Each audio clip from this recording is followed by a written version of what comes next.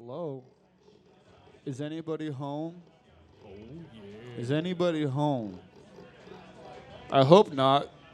That'd be really weird if this was your home. You might be really drunk. Home is where your head is. At least that's what my friend's Bob Marley shirt in high school said. Hello. Yeah. You are at StarWater or Wednesday. We do this every Wednesday. And if you're not here, you're probably doing something, but not as fun and creative, which is okay. You're allowed to be that. You're allowed to be that. But we are here in order to balance all of that other nonsense with our silliness that is some sense sensible. And we start off most every single Wednesdays with an interview. And it is my great honor to be interviewing Phoenix Clay Hollingsworth this evening. Yeah. I feel like your microphone is way more powerful than mine. Maybe it's just your gusto. No, you could be totally right. I am not a sound guy, I will confess. Yeah. Okay. Can you hear Phoenix, everyone? It's very important that you can hear Phoenix. In the back. Valentine, you can hear me? Sweet. Higher. Yes, I'm a very sound man. It's true. Every Wednesday. So is it loud enough in the back there for Phoenix? Holler.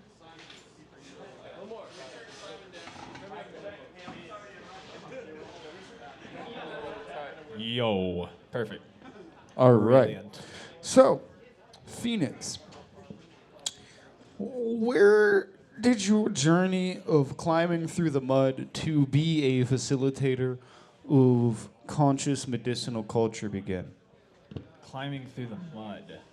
The lotus petal metaphor. I've only been here in Boulder for maybe a year, but I was involved in a couple of festivals down in Austin, from which I moved.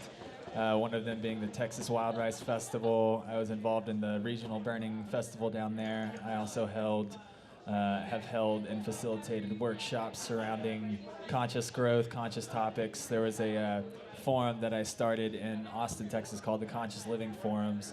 And it was out of the coffee shop that I was working at the time, and where we'd come together every week and basically select any topic from under the conscious umbrella, whether that's Ayurvedic medicine or reflexology or any of these topics that we would indulge every week. So even further back, the whole conscious pursuit started when I was about 18, where I was coming out of a professional baseball career and moving more into things that were enriching my soul, things that were enriching to my community. And so in that regard, after I turned 18, there was a very distinct kind of 90-degree turn in my life's path and my values, core values, and what I want to see come to fruition in our community. But moving here to Boulder, my primary thesis was music and actualizing myself as a conscious creator and as a musician, and bolstering this community, and at least the music community, in a way that I saw fit, coming from a place like Austin, where people are crawling over each other just to get gigs, and everybody and their dog is a musician. I was really wanting to come to a place where I could give rise to a musical scene and give rise and bolster local artists, as opposed to just being incredibly inundated down in Austin. So, being in Boulder has been a huge kind of like cracking of the shell, as far as like bringing a platform for us all to go beyond Boulder and go beyond Colorado, and actualize ourselves as artists and have a platform to do that. How long have you been in Boulder? Let's see, a year and 3 months. I moved here a day before the flood, oddly enough. So I moved here. So you made that happen. It could be said. It could be said. I'm not wholly attached to that idea, but yeah, That's I good. moved here a day before the flood, and so I guess that's a year and 3 months now. Wow. What do you, when you say the term conscious creator, What does that mean to you? There's many forms of creation, there's many types of creation, and all of them are valid. When I say conscious creator, I mean people who are stepping forward in the world and using their platform as an artist or as a poet or as a architect to bring to fruition a higher dream that pervades all paradigms, that pervades the geo-social political paradigms, the art paradigms, the cinematic paradigms. Conscious creators have a place in all of these genres of creation. Me personally, what I mean in that is bringing music to the forefront of this movement that is the movement of consciousness, that is the breaking through of all the boundaries and inhibitions that we've experienced as a global society holding us back, hierarchical systems, deceptive ways of governing. And so when I say conscious creators, we are coming together, whatever our modality of art, whatever expression that takes form in, but we're moving forward as a cohesive front and as a cohesive movement to have a message in our art, and have a message in our music, have a message in our poetry, and have the courage to stand for that message and to stand firm and to be to have resolve in your art. And so, like I said, I think that pervades any genre of art, any modality. There can be conscious creators in any mode of art, and so a lot of what my focus has been on lately is cohesing various people from various walks of life, various art forms, to create a swelling of consciousness, if you will, to have implications throughout our community. Yeah. How do you think the shoulders that, like, how these former art movements? I feel like they've just been like, it's like an onion that's been constantly unfolding, starting back with even Rimbaud back in the 1800s of really fighting against the repression and trying to open into authentic expression. But what I was really, how does that tie back, do you feel, into like the movements that came before, and what are the shoulders that you see us standing upon? I've had many discussions surrounding this with elder figures in my eyes, and the distinguishing factor about what movement is occurring now as opposed to, say, maybe the 60s or the psychedelic age, is that we do have shoulders to stand upon. When the psychedelic revolution was occurring, that had never occurred before, at least in the context of the society in which it was taking. And so we didn't have an eldership. We didn't have a grounded eldership to look up to. We didn't have, we had the gurus of India and in the Bhagavan Das circle, but we were lacking entirely in a schematic for this movement to occur. It was the first of its kind, and so what we have now, and the blessing that we have now, is an eldership. We have people who have gone through these kind of movements of consciousness before, and so in that way, using previous movements as a model, but not necessarily as a end-all be-all for this movement, because the growing of the movement of consciousness that's happening on this planet right now, it has never occurred before and is completely unprecedented. And so I think in that way, a lot of us are pioneering consciousness in a very real way. We're taking thought where it's never gone before. And so we're creating a world out of the substance, out of the fabric thought material that really has never come forth before. And so I think it's an amazing blessing to have that eldership to look up to and to ground our movement, so that it's not some fleeting thing. It's not something that dissolves. It's not something where it happens and then we go back to business as usual in 5 years. This is something that has the capacity to completely alter the face in which all of us interact with each other, and the social structures, the geopolitical structures. We have the opportunity now, where never before, to make these steps and make these strides towards creating a world that upholds humanity and that upholds the individual and that takes into account individual values. And so in that way, I think the eldership that I feel secure in, and the people that I feel we have just in this immediate community grounding our movement, is of immense, immeasurable benefit. What is technology's role in the ability to give the artist? Because really, what it's about is about getting to a point, getting the artist to be able to stand on their own feet without the need of the larger distribution network that controls the voice. So, what do you think is the technology's role in liberating the voice of the artist so that it can speak authentically without having a muzzle around it, essentially? Well, the first thing I always introduce when talking about technology is that it's a creation of ours. We have created this neural network of this planet that is the internet, and we have created these assets for us to have quicker communication across continents, to bridge gaps that were prior to this invention not bridgeable. And so what myself and a crew of 8 to 10 people have been procuring in North Boulder is a platform for artists spanning multiple modalities to come together and have a co-promotional platform to go beyond the community and to incubate a lot of the energy that is present in this community, because there's so much creative potential in this community. And the idea of the echo chamber is that we create a container, we create a resonance space for all this energy to have a function about it. Because if there's no container, it just is lost in space. And so the idea here is to create a container so that we can provide functionality for the energy that's present. So it's not just lost or it's not leaked, but we have a sovereign container to build a platform for our artists and to have leverage to go out and to promote each other throughout the community and to bring conscious art to this community and to bring it in a way that we know that it deserves, and to offer the fertile soil for all of these creators to have a platform to put forth their art into the world and to put their best foot forward in a creative dynamic where they feel welcomed and held in that space.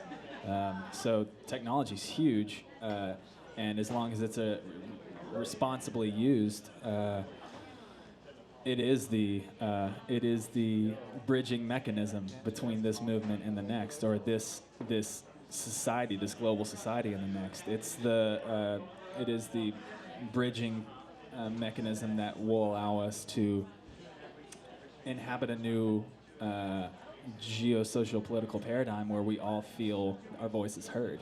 We're entering a time where you can press a button and within 2 seconds your message is received across the continent or across the globe, and that's immense power. And if, like I said, if it's used responsibly, I think that power can be wielded in a way that gives power back to the artist in a world where the artist may be shoved under the rug or is kind of working paycheck to paycheck, where creative endeavors, we need these. These aren't a byproduct of people's hobby time. This is something that should be quintessential at the forefront of any driving culture, any driving society, is the art that it's creating, because it's a direct representation of that culture. If you go and look at Indian music, it's a representation of their culture. Aboriginal Australian music, no different. It's packaging, it's downloading the culture into a approachable, understandable way. And we, as Americans, have kind of like shat on our culture. And Mass media porn, reflection of our culture. Yeah, and so we have the opportunity to take that back and to let the world know who we are as Americans, and that culture's not dead in this country, and that it's actually alive and thriving more so than ever. And I think it's important right now for us to be putting that forth. Yeah. Oh. Yeah, sorry for the disruption. I just had to say it. Yeah, and technology is the ability to root and grow the organic formula. I mean, Nirvana may have never gone, if with the internet, they may have never signed a major deal. And just the reflections of that. What did your experiences in Boulder? What do you feel about your experience coming into Boulder and moving here and kind of blossoming into everything, and what your experience into it is within a year and 3 months. I use the phrase often of itself because if you ask a Chinese child, they don't necessarily have the understanding of I was made in the sense that like I was put together, parts were assembled, and now you have me. It's that they're grown. You know, we're being grown. That's what the universe is doing. It's peopling. I think Alan Watts once said, in the very same way an apple tree apples, the earth is peopling. And so that's what I mean when I say of itself. There's no grand orchestrator conducting sequences of events. It's just of itself. It's occurring. It's the occurrence. And so in that way, that's exactly how I was brought to Boulder. I had been heavily involved in the community down in Austin for 5 years, and slowly but surely there was just this resonance of Colorado at first was the main resonance, and then more specifically Boulder. But everything that's unfolded, my group that I've started here in Boulder called Numinative, it was just of itself. I put forth the semantic energy necessary to cradle that vision, but I didn't overexert. There was no trying, there was no forcing. It was just kind of like naturally ordained. It was just like it fit and it made sense and it was necessary, and so it was of itself. A lot of what's going on with our new collective up in North Boulder is of itself. It's coming together effortlessly, and that's when you know that something is in line with the natural order, is when it just comes. There was no forcing, there was no exerting of trying or exertion of energy. It just naturally came about because it was needed, and that it provided a quintessential role in the natural unfolding. And I think what I was alluding to there at the beginning was that the Chinese don't speak as nature as they don't necessarily have a symbol. I think I've talked with you about this a bit, but they don't have a symbol for nature. The closest they have is a symbol that means of itself. And so, you know, to the Chinese culture, the nature isn't being done by some grand orchestrator. It's just the occurrence. It's just the happening. And so putting oneself into a line with that impulse, I think, naturally just brings about these things that are of themselves, and that if we are aligning our own visions, whether that may be music or poetry, whatever that may be, your impulse, your creative impulse is only going to come from you, and it's only going to come from you in the greatest capacity if it's of itself. If it's not if you're not trying, if you're not, that's a tricky words because I'm referring to energetic concepts and we're using words, but when it's just naturally unfolding, what's in natural order with the cosmos. When you're speaking to the muse, exactly, you just get out of the way, and that's where practice comes in. And that's where I think a lot of the problem comes with people is they want to tap into the muse, but they haven't done the homework. Like the only way to tap into that true creative process is to have the instrument, the methods of the methodology so ingrained in you that you can then free yourself to the instantaneous improvisational expression, like, you know, with Bruce Lee and Kung Fu. Kung Fu is the definition of it is basically just breaking yourself down to a point where you have just all of the instrumentation, all of the methodology so ingrained with you that you will just be totally in that present moment, and you will be able to react in your utmost creative, enlightened expression within that current moment that is only based upon that current moment of being here now. Yeah, I mean, I relate all that to music. Like, you've got to know the rules of music. You have to know that there's 4 beats in a stanza. You have to know that an A goes here in a stanza. And once you know those things, then you can break the rules. And so in a way, you have to know the rules firmly and well before you can actually break them. And it's when you break them that you pioneer new expressions. And so straight lines are needed. Straight lines are the lattice, the structure, and then the curved lines can come as well. So it's like, for me personally, I want to inform myself as much as I possibly can on the theory of music so I can accurately break the rules. You know, and until you actually know the rules, you can't break them. That applies for any mode of art, and it's when you break the rules that you're pioneering new ground. You're coming forth with a new expression. It's like being high all the time, man. You can't understand the truths you're getting if you're only high. You have to come back down from the mountain and like integrate it.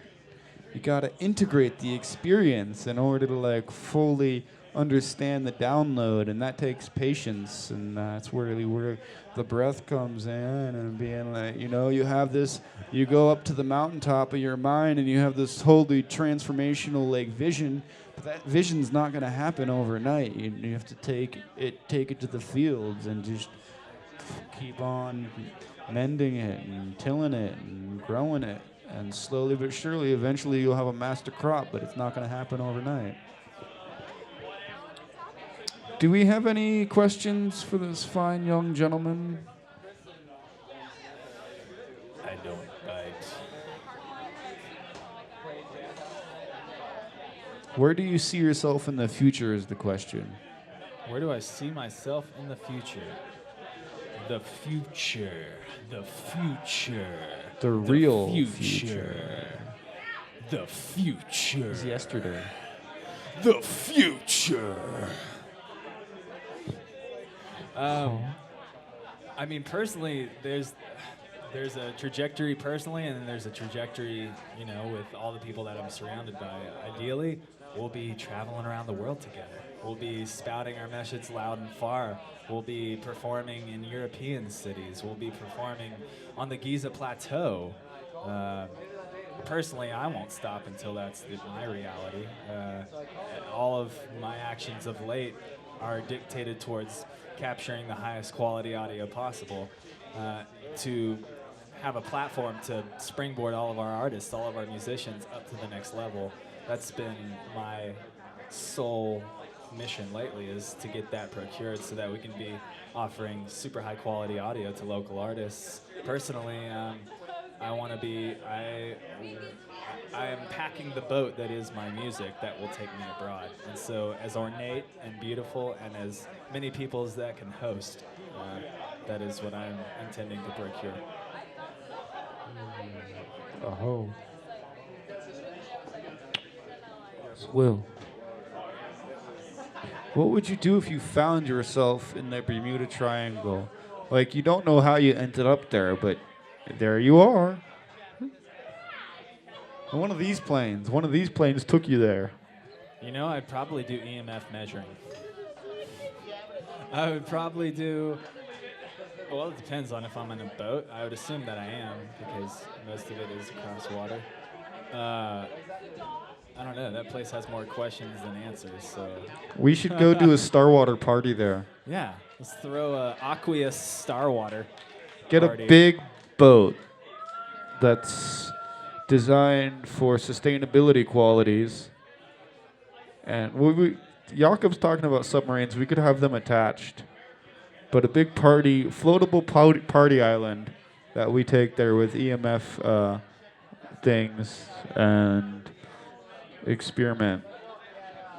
There's all these cruises popping up, like Zen Cruise and Jam Cruise. We just have StarWater Cruise. Yeah, but done more StarWater sustainably. Cruise.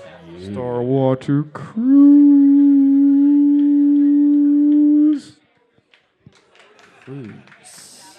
Because that's when we're partying globally.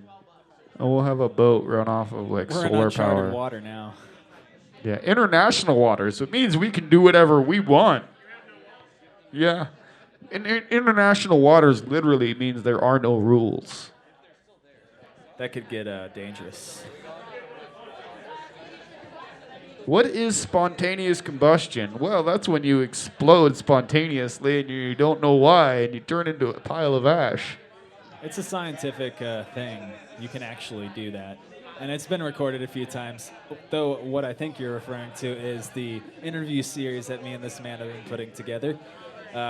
Spontaneous Combustions is an interview dialogue that Dankfart and I have procured up at the StarWater Collective. in North Boulder, and we are basically doing weekly interviews with notable characters, and most specifically the ones involved with the StarWater Collective. But stay tuned for that. We're going to have our own YouTube channel. I'm doing editing on the film right now. The first 3 interviews that we've done, including Zoe Claire StarWater and Sam Morrell and a few others. We're going to be hosting Paul and Tierra from the Arise interview. Spontaneous Combustions was recently absorbed by New Revolution magazine, so that is now an addendum or a offshoot of New Revolution. StarWater watermark.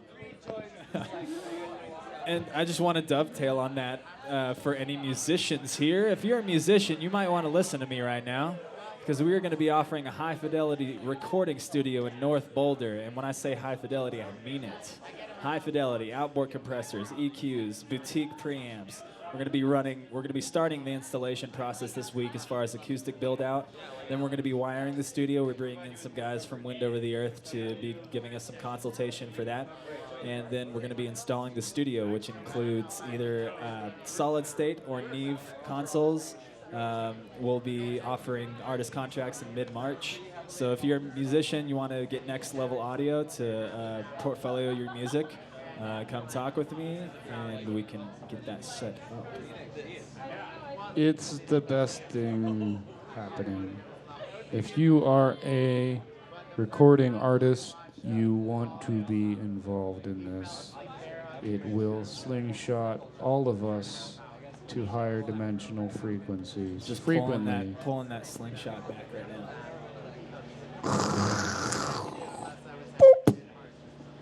That's right. Yeah, Hawk would like to say something. So, in other words, if you know someone in the United States Of or America. or Europe or wherever, somewhere totally different, and you want them to come and visit you here in Boulder, Colorado, you just tell them, hey, you're a music person, you might be interested, because while you're here and visiting you, your friend, you can be recording and amazing all of what he said already. And you So can if get you're legally high and record your album at like the most high fidelity rate ever. There's literally like nowhere else on this earth you can do that. Literally. High fidelity recording and legal medicine. And I've been working pretty tirelessly with the studio crew to put together the numbers and the percentage breakdowns, but the rate that we're offering is competitive, but we're willing to work with people. And so what we're offering and what we're able to offer as far as acoustic isolation and really immaculate outboard gear, we can be record label in a year. So get in on the momentum while it's hot, while it's young, and strike the iron while it's hot. Yeah. Strike it while it's hot. That shit is hot. You can strike it right now and put your imprint on it forever. Yep, exactly. You putting your imprint on it right now will then facilitate you being part of the ride that is going to extend beyond our dirt path that we may Pirate ship is end leaving up. the harbor. Yep. Come party with us. We are, but there's some boards that can be planked. Is there one more final question? Wonderful. You all look so cute out there. You are so beautiful. That makes me feel nervous. Like there's butterflies in my nose. You could always just get naked. Yeah, that's true. But they'll see that soon enough. I think I saw it inadvertently. Yeah, I apologize. I loved it. It was a great way to start the day. Yeah, I really cool, good. Wonderful. Give it up for Phoenix. Clay Dave. Hollingsworth, everyone. Be sure to get in touch with him if you're a recording artist of any sort. Get in while the irons are hot and help and become a part of the legend in the making. Yes, totes. Adorable. You are at StarWater Wednesday. Thank you for finding yourself here. We love you.